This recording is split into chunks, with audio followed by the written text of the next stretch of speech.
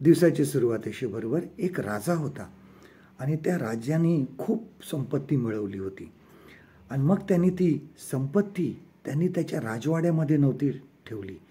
तो काय करायचा, त्यांनी एक खूप दाट जंगलामध्ये एक गुहा शोधली होती आणि त्या गुहेमध्ये तो खूप आतमध्ये जाऊन तो संपत्ती ठेवायचा आणि त्या गुहेला त्यांनी एक दरवाजा बनवला होता.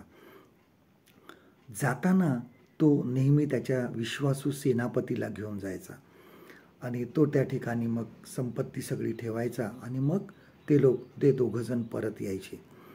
असे अनेक दिवस गेले, परंतु एक दिवस काहीतरी युद्ध जिंकल्यानंतर त्याच्याकडे खूप हिरे माणके आले लुटीमधून आणि मग सेनापती नव्हता म्हणून तो राजा एकटाच निघाला आणि त्या ठिकाणी तो गुहेमध्ये गेला आणि नेहमीपेक्षा तो खूप आतमध्ये गेला आणि त्या ठिकाणी त्यांनी ते सर्व हिरे त्या ठिकाणी आणि मोती होते ते त्या ठिकाणी ठेवले.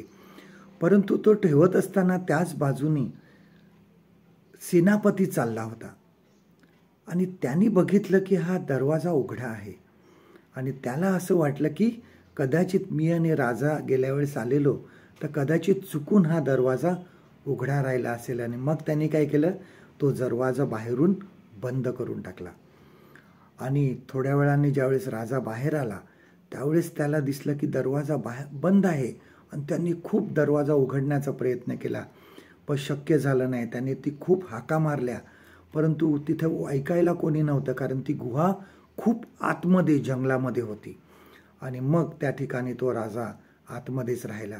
त्या ठिकाणी हवासुद्धा नीट येत नव्हती आणि त्याच्यामुळे त्याला श्वास घ्यायला पण त्रास व्हायला लागला आणि अनेक दिवस तो त्या ठिकाणी राहिला अन्न पाण्या वाचून आणि शेवटी ज्यावेळेस तो मरायला टेकला त्यावेळेस त्यांनी आपलं बोट कापलं आणि त्या बोटामधून येणाऱ्या रक्ताने त्यांनी भिंतीवर काहीतरी लिहिलं आणि त्या ठिकाणी तो नंतर मरण पावला.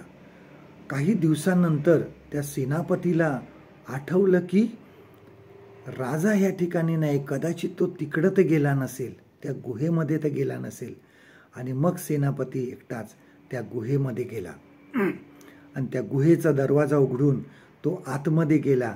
त्यावेळेस राजा मरून पडलेला दिसला आणि नंतर त्याने त्या गुहेच्या भिंतीवर बघितलं, त्या ठिकाणी काय लिहिलं होतं. त्यांनी जाऊन वाचलं, त्या ठिकाणी लिहिलं होतं की अशी वेळ येते की तुम्हाला तुमचं सोनं पाणी देऊ शकत नाही किंवा हिरे मोती तुम्हाला अन्न देऊ शकत नाही. आजचं देवाचं वचन आपल्यासाठी हे आहे लूक ऋषी वर्तमान याचा 12वा अध्याय 15वा वचन.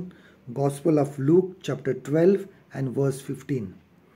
कारण कोणाजवळ पुष्कळ संपत्ती असली तर ती त्याचे जीवन होते असे नाही. परमेश्वर करो आजचा दिवस तुमचा आशीर्वादित करो.